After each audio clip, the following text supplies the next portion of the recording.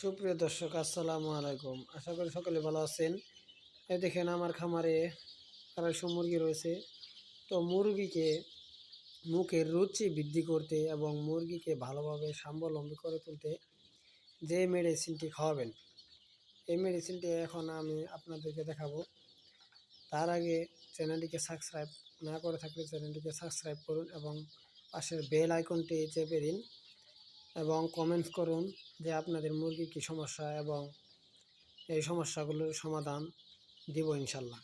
তো আগেই বলছিলাম যে মুরগিকে মুখের রুচি বৃদ্ধি করতে যেটি খাওয়াবেন সেটি হলো ভিটামিন জিঙ্ক। এই ভিটামিন জিঙ্ক খাওয়ার ফলে মুরগি শারীরিক বৃদ্ধি এবং মুখের রুচি বৃদ্ধি পাবে এবং অতি তাড়াতাড়ি বড় হবে, এবং এটি 2 মাসের মধ্যে আপনারা বিক্রি করতে পারবেন। চলুন আপনাদেরকে দেখাই যে মুখের রুচির বৃদ্ধির যে ওষুধ বা জিঙ্ক। এ দেখেন, মুখের রুচি বৃদ্ধি করতে 1 মিনিট গাইস, আপনাদের দেখাচ্ছি।